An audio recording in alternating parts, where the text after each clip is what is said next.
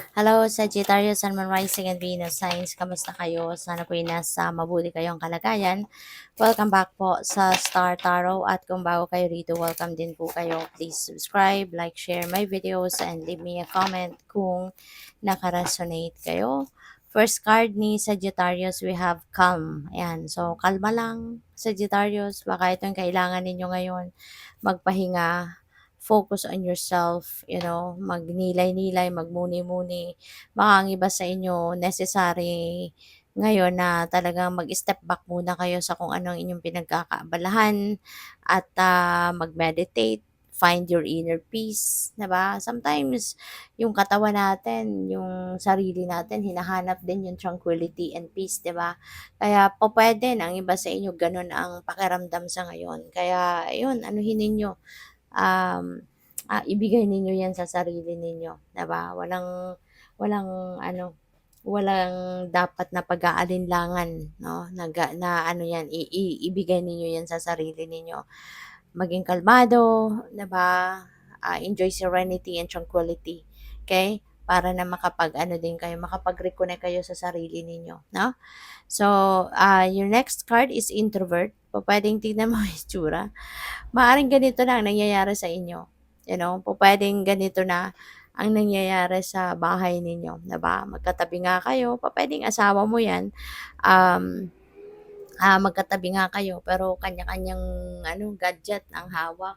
Busy sa pag-aano, busy sa pag-o-online, 'di ba? Online community yung mas pinipili ninyong you engage with them rather than, kausapin, magkamustahan, 'di ba? Pupuwede rin sa mga anak ninyo kung meron kayong mga anak na, 'di ba? Maaaring gano'n din ang ganap pagdating sa bahay, imbes na magkamustahan kayo ng mga anak ninyo, puro cellphone, puro gadget agad ang hawak, 'di ba? Kanya-kanyang corner ng bahay puro gadget. So, yun. Hindi naman masama ang mag-engage into online community pero kung nandiyan na rin naman kayo sa bahay, maghapon na kayong hindi magkakasama, 'di ba? Mas magandang magkamustahan muna. Usap-usap muna, spend time, quality time with the family, 'di ba? Ng kahit konting minuto, oras lang, 'di ba? So we have live and learn. Maaari ng iba sa inyo rito is going to study. Maaari ang iba sa inyo mag-aaral. Maaaring patuloy na nag-aaral ng iba. Academic knowledge, pwedeng ganun ang kinukuha ninyo, gine-gain ninyo sa ngayon. Puwedeng ang iba sa inyo dito is undergoing trainings, skills development, puwedeng gano'n. Baka ang iba sa inyo merong attend-ang mga trainings, workshops, mga ganyan, conventions to gain more knowledge, 'no? So, puwedeng gano'n ang ganap.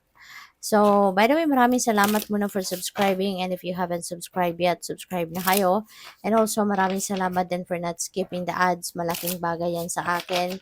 And also, please click the join button sa baba ng video kung gusto niyo na mag-join kayo sa membership. Okay? Salamat po. So, your next card is a Spirit. Ayan. So, baka panahon din ito, no? Sakto lang yan. If you are going to do some kind of meditation, reflection, that is also the perfect time, diba? To connect with Spirit, to connect with God, no?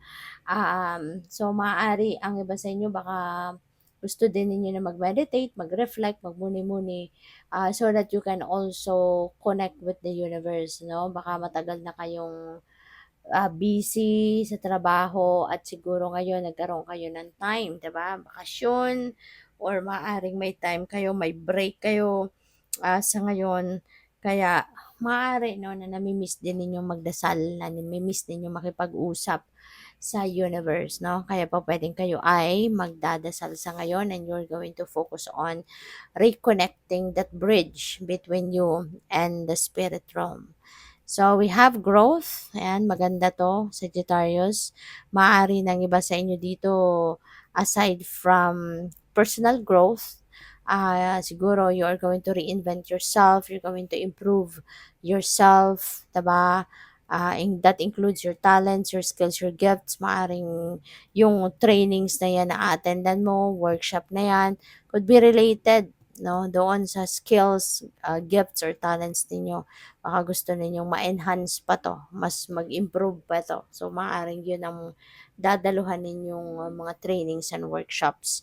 Pupuwede rin aside from personal growth, pupuwedeng growth din ito sa inyong, kunyari negosyo, 'di ba? So, siguro ngayon yung business ninyo aalagwa na, mag-aasenso na, 'di ba? Mas marami na kayong clients, customer, maaaring mas stronger na ngayon yung pundasyon ng negosyo ninyo, puwedeng gano'n. Possible din na yung growth na 'to is career, 'no? Baka meron lang kayong career advancement sa ngayon, maaaring sa trabaho ninyo may promotion, maaaring baka baka meron din kayong mga kunyari studies, 'di ba? You're going to continue your studies, na pupuwedeng sponsored 'no, ng inyong kumpanya na pinagtatrabahuan. So, possible din 'yon. So, we have blessings. Wow, Sagittarius, you're blessed, 'no? Maraming biyaya ang pupuwedeng paparating pa. Although, lagi naman nagbibigay ng blessing ang universe, so maaari na marami na din biyaya 'no, ang binigay sa'yo ng divine at, kaya naman sa ngayon mas marami pa 'no, ang ibibigay sa'yo. Maaring sa ngayon mas marami pang ibubuhos, na blessings and biyaya para sa'yo ang universe. Kaya you are so blessed, you are so lucky.